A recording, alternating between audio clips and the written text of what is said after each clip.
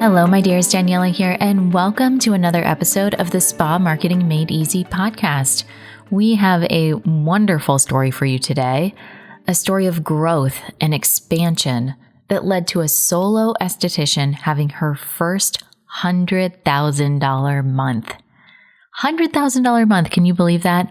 And while I have heard a lot of great success stories over the years, this one really opened my eyes to what's possible when you put the work in. I hope you enjoy hearing the behind the scenes version of Alexis's incredible story, and I hope that it causes your mind to expand as to what is possible for you. All right, let's go ahead and play that interview. All right, Alexis, welcome to the Spa Marketing Made Easy podcast. I am so excited to share your story of expansion, share your story of possibility. You, I think, are the first solo that I have ever had conversation with that has done over 100,000 in 1 month. How does that feel? It feels amazing. It feels just as amazing as the day I hit that number. So yeah, it's great. Did you think that that was possible for you? Was that a goal in your mind? Wow. Even you just asked me, that gets me so emotional. When I hit 70,000, and so I did it in January, which also I planned the event, by the way. I planned the event in 2 weeks. So I literally threw it together in 2 weeks. I felt a lot of pressure from, not bad pressure, just like, you got to do this event. You got to do this event. I'm in your growth factor and I'm seeing all this event. And I'm like, okay, you just got to do it, girl. So, it was holiday. So there was a lot of, touch points with clients and things like that. And I actually joined Gamal's program. And love him. I love Gamal, and his wife Natarsia are amazing. That's another great thing. Since joining your program that I've learned about. And he did this he said, just try this trick with an email. And I did it. So that success with that email, right? It was January 1st. I did a 25%. I have a Shopify online store. I did a 25% off whatever you want. January 1st. And when I saw that all of those sales and all of the community, really like just seeing my clients and really interacting, I was like, okay, I got to do this event. The event was January 19th. I started planning it like January 7th or something. And, I have a background in outside sales. So I just hunkered down, put my outside sales hat on, and just really started calling clients. And when the numbers towards the end, maybe 10 days before the end of January, hit 70, I was like, okay, we're going to do 100. And then I was like, if I can just get to 90, that's still really great. And I was at 89. And that last 10 was a lot of trust, just a lot of trust, because I didn't want to get so attached to that number and feel defeated. And I think when you know yourself and you know the things you've accomplished, and I've really come to really appreciate the things that I've accomplished, like really own it and really feel great for myself, what I've given myself. And I didn't want to slide backwards by being attached to that number and be like, oh, that wasn't good. I could have done this. So I just was like, you know what? Just trust right now. Do your work. You know the steps that need to be taken. Don't let your ego get in the way of this, and either let it ride or let it fall. Just keep going. Don't be afraid to pick up the phone. Don't be afraid to ask one more time. You're doing these people a service. You're giving them something that's so great. They love coming. I knew it. I saw from the numbers. I saw from the interaction I was seeing. And just remembering how important community is and seeing my community of clients show up at this event. We had so much fun. I really, really wanted the event to be just fun. Like, let's get the seriousness out of skincare and just have fun. This is luxury. This is beauty. Let's celebrate. I wore a pink wig. I got all the seriousness out,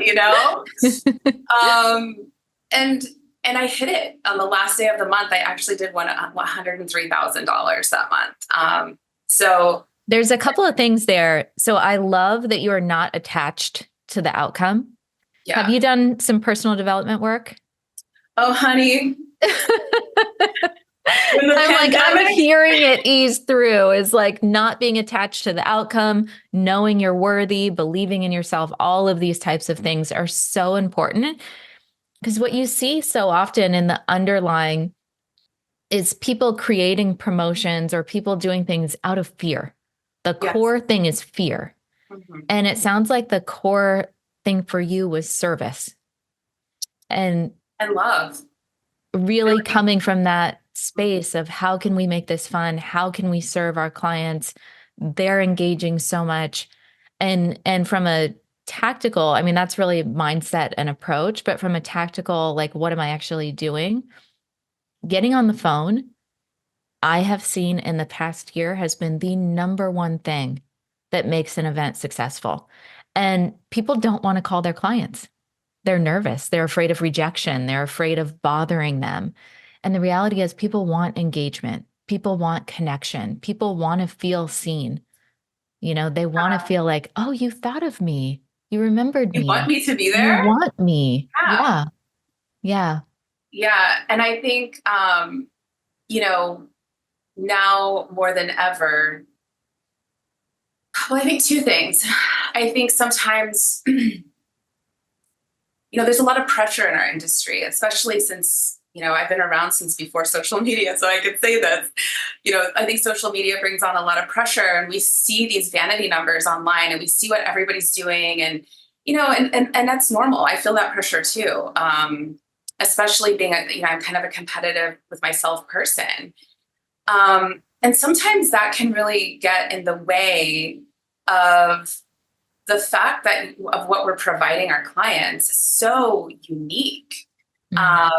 Even the pressure to compete with, you know, these bigger brands or store brands or over-the-counter product, we can kind of forget that, you know, what we really have is our doors in our hands, you know, and making sure that those are constantly in flow. And I think during the pandemic, if you were an esthetician during the pandemic, what you really learned about that experience was that you provide a sense of normalcy for these people that are coming in. You provide honest conversation. You provide connection, talk, you know, even if it's just for an hour.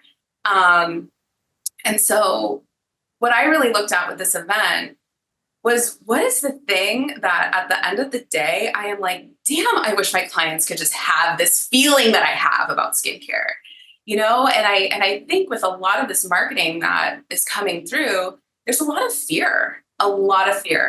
And that's I mean, I could go on that thing for an hour, but that fear creeps into the treatment room, and it really robs women of the experience of pleasure.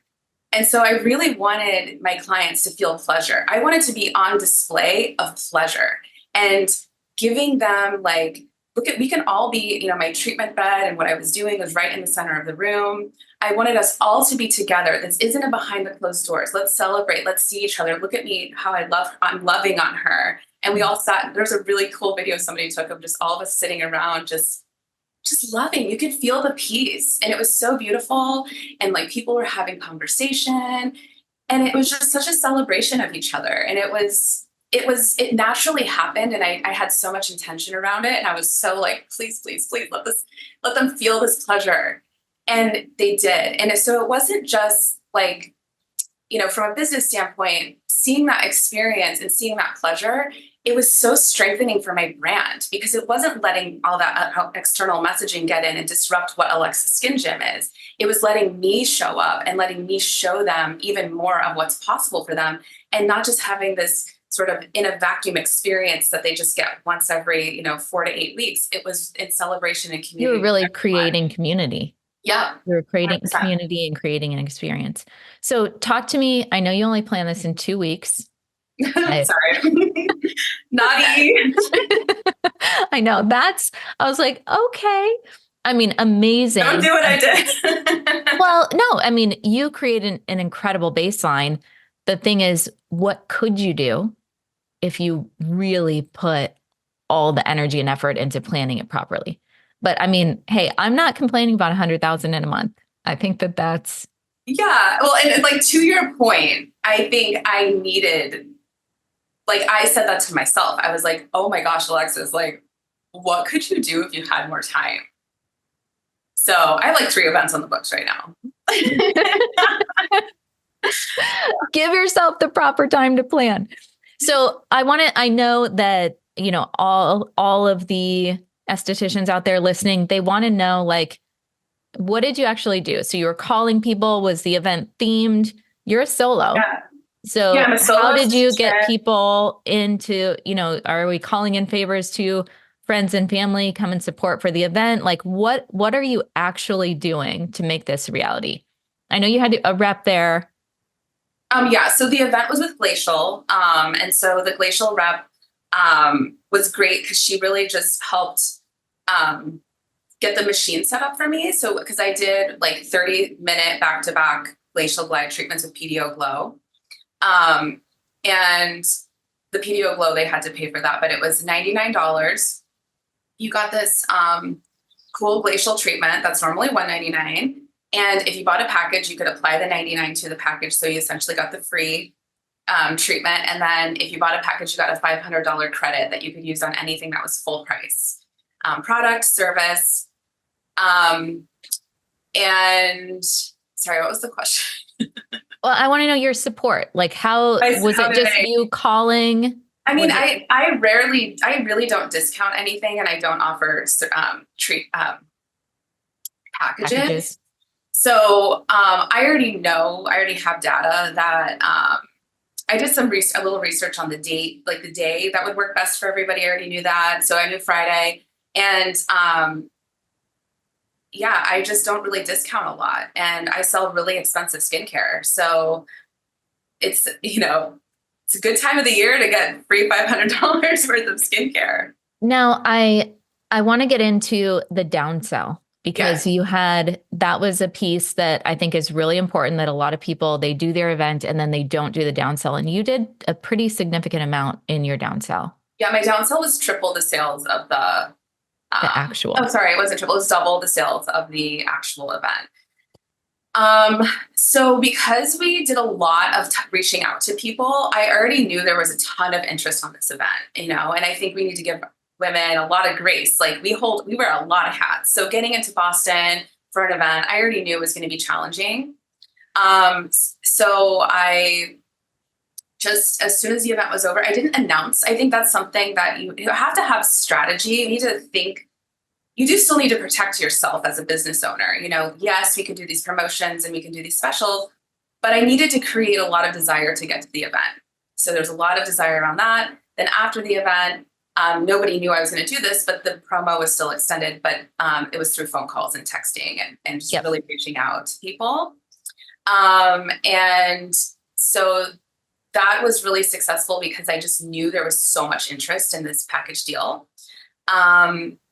And I'm already, just from my days, like my OG days, as I started with Estee Lauder, I already know so much about retail and like the power of communication through retail and just being in touch with people all the time. So I worked at Estee Lauder when I was like 15 or 16. Yeah. At Dillard's. I was at Dillard's too. I wanted that job so bad, you have no idea. So I learned so much about that retail process and just having customer profile and how to stay in touch with people. So I've always used that in my career.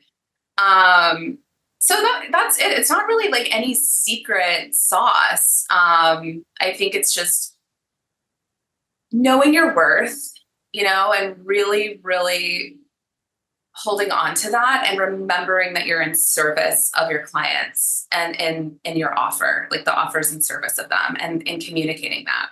That is so much easier.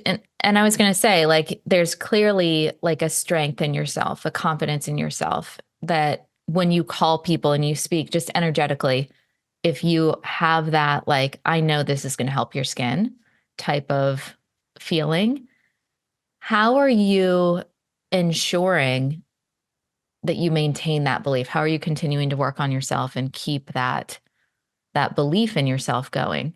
So we say personal development. What does that look like to you? Um, well, I guess I want to say this. I've been, I'm 44 years old. I was an esthetician when I was 24. So it's almost been 20 years I've been in aesthetics, and I came from a background of women in beauty. So I have a lot of love and trust in the industry that I was just kind of Mm-hmm. came into it with. I deeply, deeply, deeply look up to the women who have come before me. And I will say that that deep love and trust I have for my mentors is the strength that I get when I don't feel strong. I hear their voices. I remember the things they say. I'm very, very coachable. Mm-hmm. I also came, a lot of the other women in my family, if you weren't in beauty, they were teachers. Mm-hmm. And, and so I just have always had mentors. I'm still in touch with women I've met along the way. I mean, Jacqueline Luongo, she was Yeah. at Catherine Hines, there's so many women that I have in my life that when I'm feeling weak or I need to hear the words and feel it for myself, I call them, and I'm okay with challenge. I'm okay with being challenged and say, hey, maybe you need to look at this a little differently. And so, yeah, I mean, I have my moments of weakness like anyone else. And the strength comes from practice. It comes from taking chances. It comes from making mistakes and being really honest about it. Mm-hmm. It also comes from being okay to be a beginner. When I first started sale, it's okay. Like, that student mindset is okay. You can be a beginner. When I first started aesthetics, I had 0 clients, and I just knew the things I was really good at. Like, I'm really good at selling retail. So I did that. And I really loved ultrasonic facials. I believed in them so much. So I just focused on that. And like I just keep going back to this of being in service, is that we do have a knowledge and a passion. And I think estheticians, what's so amazing about us, it's not talked about enough, is that we're born with it. Most of us would do this for free, which is kind of like the problem. But we're just born with this passion to do this. Mm-hmm. And people want that. They want your I passion. remember thinking that can actually be your job. That's me too. I was Okay. like, this for real can be your job. Yeah. I went to college thinking I had to have, this 4-year degree. And then I found out that you can work in a spa all day. Like, that's actually a career path. And I was just like, this is amazing. And Yeah. I went to aesthetic school right after. So I was like, all right, forget about the 4-year degree. Let's go do this, because this is what makes me excited and inspired. Oh my gosh. I mean, your aesthetics license can get you so many, it's endless, the career options in skincare.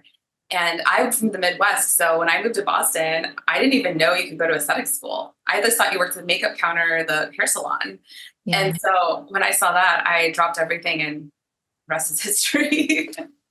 So what is possible for you now? What is next in this year? Like, what are the next goals you're setting for yourself?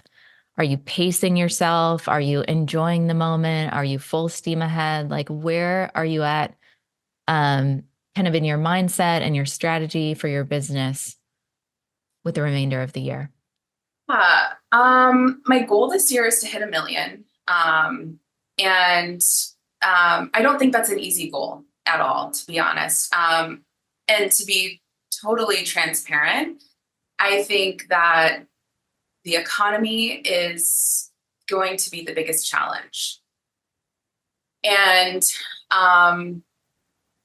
gosh, what's my plan? There's so many different ways to talk about this. So number one, at the end of the year last year, I signed up for Growth Factor, and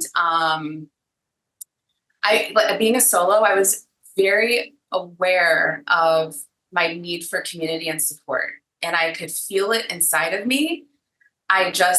The being alone aspect was wearing on me, and it was making me have a ton of decision fatigue that was killing my joy for doing this job and making me feel very helpless. I'm also a single mom, and I have been for 17 years.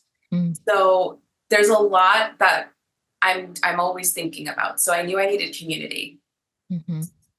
I have a Shopify store, and I have almost gamified my Shopify store. And so I had COVID in, I think, October. And that was when I listened to the podcast with Gamal, and I was just really hearing him. And so I joined his program and launching my own private label line. That's He's brilliant.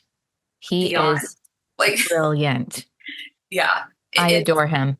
Yeah. And it's a really amazing way to think about things. He really simplifies it and takes all of the, like, it is hard doing this work. Like, this work, there's so much to think about, and so to have something like really, like with your program and his program, just dialed down, it's like, okay, I know the steps. I just gotta just do this and let go a little bit of the fear. So private label line is the next one. I'm launching a podcast. So a year ago, my mom passed away, and it was the most deepest experience of my life. And so this podcast is called Death to Skincare. So where we talk about everything from the taboo to the trending, because when my mom died, I was like, why does nobody talk about your mom dying at all? Like, this is so massive. And I realized so many of my clients had lost parents, and like those conversations started. So, and then it just brought this connection between life and death and skincare. I don't know. So I'm going to do that. I've already gotten that kind of going. And I'm bringing on an esthetician. I'm bringing on a nurse. And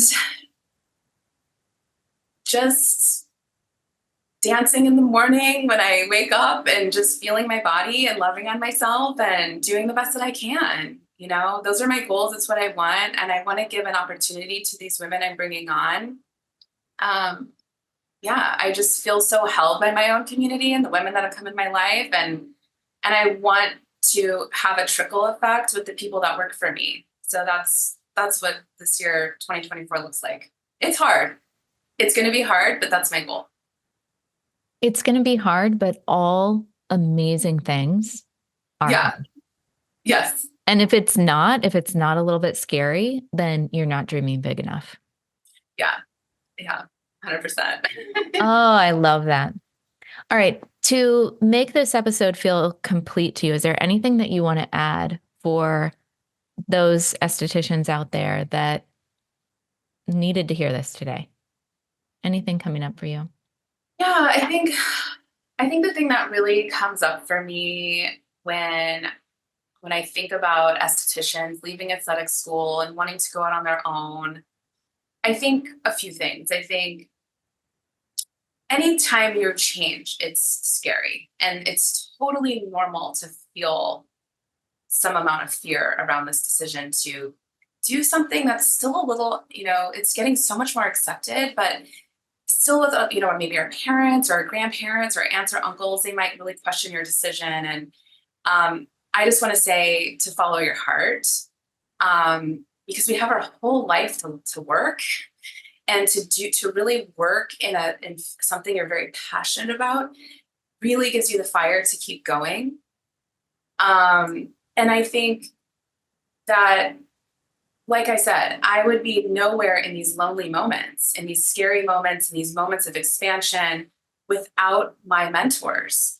And I cannot stress enough that to have a mentor and to not feel competition with your mentor, that the women are here to support you and to show you the way. And that it's okay to feel afraid, and it's okay to talk about it. And it's okay to be new, and to maybe you don't have to have it all figured out. You're not going to have it all figured out in the beginning. And I certainly didn't. And I think that's kind of like the two things. And I think start with a goal that I think doing 250. I remember when I did $250,000 my second or third year or something. And I was like, I did $250,000. It's a big deal. I mean, the first Yeah. milestone is 100,000, right? Everyone wants to get that Get first that 100,000. Yeah. Yeah. And then you go to the next one and the next one, and your next one is 1,000,000. Yeah. And I think having coaches, having mentors, it's okay to have that in your life. I've spent so much money. You asked me where does this, the way I talk and the way I believe in myself and where I go in my mind when I'm freaking out. And when the pandemic happened, I invested a lot of money in personal growth and development because I didn't know what was next in my life. I said, I don't know if aesthetics is coming back and I want something else. So I invested in myself for me. And also another thing I can help other people with if I ever need to be a coach or, I'm a life coach anyway, half the time in my job. But you are. but yeah, so I think just, yes, you can make a lot of money. Yes, you can be famous on Instagram. Yes. The end of it, this is a job about people. It's a job about passion. It's a job about your heart. Listen to that and just be coachable, be teachable, and know that it's, like I said, like expansion. It's so expansive. What I never thought in a million years I would throw an event, just so you know. I was so anti. I was like, I don't want to do one. And look at what that event did for me. It changed my life. It showed me so much. Like there was so much possible. Yeah. So has your podcast launched yet? So I registered the trademark, so I got that down. And I just worked on finishing my own personal website. So that's coming up next. Like I want to do it like after I finish my taxes today. Like that's the next thing, is working on that. Okay, so when it goes live, where can people find it? I don't know. I think everywhere, like Spotify, Apple. The name? Death to Skincare. Death to Skincare. Mark that. Check it out as soon. We'll do Grab your Kleenex, a little shout out. Yeah, we'll do a little shout out once it goes live. But gosh, what a beautiful story. So much possibility. Life is always working for you. So and you gotta just take that first step. I love that. And maybe that step changes. Maybe you're like, that wasn't the right one, but I'm gonna do another one. Right. Otherwise, you're just stuck. Yeah, you're stuck not making any moves. I love that. Well, thank you for sharing. Thank you for just showing up in such a big way to support others. I really appreciate your beautiful story. I hope that those of you listening are inspired and can see what is possible for you. All right, guys, we'll catch you on the next episode.